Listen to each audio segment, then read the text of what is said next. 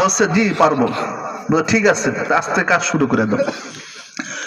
এখন ইবলিস তার সাঙ্গপাঙ্গ সবাই ডাকছেন, ডাইকা বলতেছেন এই যে ইয়াসা আলাইহিস সালাতু ওয়াসসালাম একজনকে যে খলিফা বানাইলো, প্রতিনিধি বানাইলো, এরে কিন্তু সুস্থ থাকতে দেওয়া যাবে না। উনি তিনটা শর্ত দিয়েছে। কয়টা শর্ত?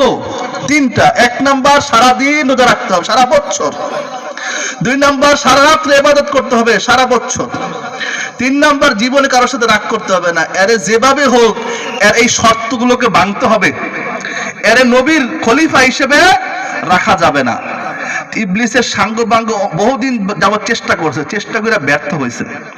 ব্যর্থ হইয়া এখন ইবলিসের কাছে আসছে, বলছে উস্তাদ আমরা ফেল, পারলাম না, আমরা অনেক চেষ্টা করছি। আল্লাহর বান্দা খুব কঠোর, শক্ত, খুব কঠোর, তার নিয়তের উপর পুরোপুরি কঠোর, পারলাম না। যা তোকে দিয়ে কাম হইব না, উস্তাদের মায়ের শেষ রাইতে আমি চালাম ইনশাল্লাহ। এই কথা বইলা ইবলিস নামছে। নাইমা প্রথম ওনার অভ্যাস ছিলেন সারাদিন রোজা রাখতেন, রাতের বেলা সারা রাত্র নামাজ পড়তেন, দিনের বেলা অল্প সময় জোহরের পরে একটু বিশ্রাম করতেন, ঘুমাইতেন। যখন ওই আল্লাহর বান্দা যখন ইয়াসা আলাইহিস সালাতু ওয়াসসালামের খলিফা যখন উনি ঘুমাইতে গেছেন, ইবলিসকে দরজার মধ্যে টাক দিয়েছেন। তো উনি বলছেন কে?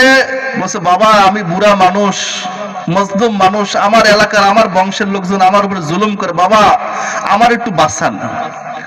বলছেন দেখেন মুরব্বী চাচা মিয়া, আপনি এমন সময় আসছেন, এটা তো আমার বিশ্রামের সময়। কাহিনী বলতে গিয়ে ওনার ঘুমের সময় নষ্ট করে দিচ্ছে যাতে ঘুমাইতে না পারে। বলছে আগামীকালকে যখন আমি দরবারে বসবো, সালিশিতে বসবো, তখন আইসা আমার কাছে বিচার দিবেন।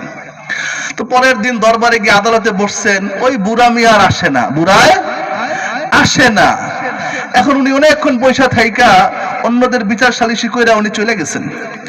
যাওয়ার পরে আবার যখন ঘুমাইছেন, কখন? দুপুরে আবার গিয়ে দরজা টক্কা দিচ্ছে যে আজকেও ঘুমের পাইন মারবো, তুমি কেমনে দিনের বেলা ঘুমাইয়া রাইতে বেলা ইবাদত করো, আমি তোমার দেহে ছাড়মু আর তোমার রাগামু। এটা হলো শয়তানের ইচ্ছা। এখন শয়তান পরের দিন যখন আবার গিয়ে টুক্কা দিছে, বলছে কে? বলছে বাবা আমি তো ওই বুড়া মাজলুম আবার আসছি। আসলে যখন আপনি দরবারে বসছিলেন তখন আমার ওই বংশের লোকজন বলছে যে তুই গিয়ে বিচার দিস, যা সালিশের দরকার নাই, তোর পাওনা তোরা বুঝাই দেবো। আপনি যখন আদালত থেকে উঠে গেছেন আবার বলে কিসের পাওনা, তুই কি পাস আমার কাছে? ভাই আবার অস্বীকার করতেছে। বলছে আচ্ছা ঠিক আছে, আগামীকালকে যখন বসমু তখন আইসেন। পরের দিন আল্লাহর বান্দা আবার বসে রয়েছে কিন্তু আসে না। তো আজকে আল্লাহর বান্দা ওনার বাড়ির লোকজনকে বলছেন সাবধান দেখো, আজকে যেন কেউ আসতে না পারে। 2 দিন যাবত দিনের বেলা ঘুমাইতে পারেন, রাত্রে ইবাদত করতে কষ্ট হয়, আজকে যেন কেউ না আসে দেখো। আজকে বুড়ায় আইয়া দরজা টুক্কা দেওয়ার জন্য বহুত চেষ্টা করতেছে, ঘরের লোকজন আজকে সুযোগ দেয় নাই। বুড়ায় করছে কি জোরাজুরি করে, যখন দরজার মধ্যে টুক্কা দিতে পারে নাই, জানলা দিয়ে ভিতরে ঢুকে গেছে। কি দিয়া? আপনি আমি পারমু? এখন জানলা দিয়ে ঢুইকা দরজার সামনে খেলা দরজার মধ্যে টুক্কা দেয়। কোথায়? দরজার মধ্যে টুক্কা দেয়। এখন ইয়াসা আলাইহিস সালাতু ওয়াসসালামের খলিফা উনি চিন্তা করলো দরজার মধ্যে টুক্কা দেয় কেনা, তো ঘরের মধ্যে ছায়া দেয়, দরজা আটকেন না, কিন্তু বুইরা দরজার মধ্যে টুক্কা দিতেছে। তো আল্লাহর ওলি উঠা বলছেন যে আমি বুঝছি তুই আর কেউ না, তুই ইবলিস। বুঝছেন তাইলে? হ্যাঁ বুঝছি। আজকে তুই 3 দিন ধরে তুই আমার জ্বালাইতেছস? হ্যাঁ 3 দিন ধরে তো জ্বালাইতেছি, কিন্তু পারলাম না আপনার লাগে। চাইছিলাম আপনার রাগাইতাম কিন্তু পারলাম না, তো যাই চলে গেলাম। তো এই জন্য উনি এই দায়িত্ব পরিপূর্ণরূপে পালন করছেন বিধায় ওনার নাম হচ্ছে জুলকিফল। আগের জনের নাম ছিল কিফিল, মনে আছে নেই? আর ওনার নাম হলো জুলকিফল। দায়িত্ব পালন করছেন। তো ইবলিস এভাবে আপনাকে আমাকেও ধোঁকা দেয়, দেয় কিনা? দেয়। কিন্তু ইবলিসের ধোঁকা থেকে কিন্তু সাবধান থাকতে হবে। তো আল্লাহ এটা বুঝতেন, কিন্তু আমরা বুঝি না। আমির মুয়াবিয়া রাদিয়াল্লাহু তাআলা আনহু, আল্লাহর রাসূলের এক সাহাবী, উনি রাতে তাহাজ্জুদ পড়ার জন্য বদনার মধ্যে, লোটার মধ্যে গরম পানি রাখছেন, যে শেষ রাতে ওইটা তাহাজ্জুদ পড়বেন। শীতের দিন কষ্ট হয়।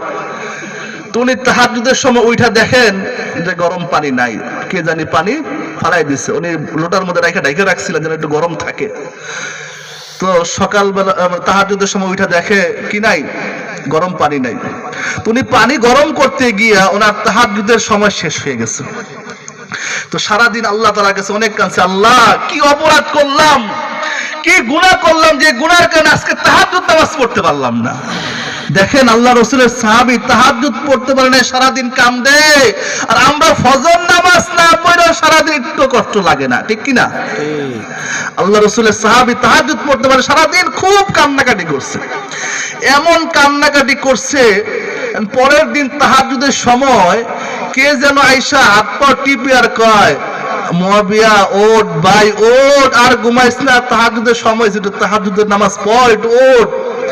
উঠটা দেখা যায় এক বুইড়া বয়ে বয়ে পাও টিপে, কয় কি ব্যাপার আপনি কে? উনি দেখলেন দরজা জানলা সব আটকেন না, ওনার বুঝতে আর বাকি আছে কে বুড়া মিয়া। বুড়া মিয়া ইবলিস, শয়তান। বলতেছে, ওরে বাটপার তুই ভিতরে, ঘটনা কি?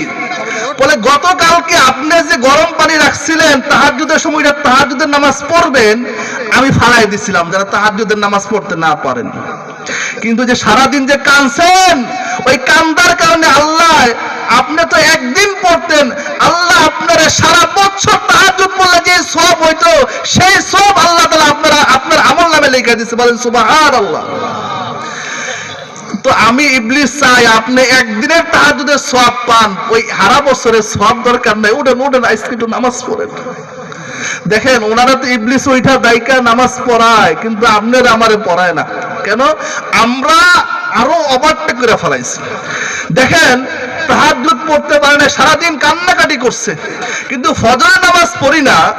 অনেক আল্লাহর বান্দা আছে জুবান নামাজ শরীক হয় না, কিন্তু দিলের মধ্যে কষ্ট লাগে না। আল্লাহ রাব্বুল আলামিন আমাদের সকলকে কথাগুলো বুঝার আমল করার তৌফিক দান করুন, আমিন।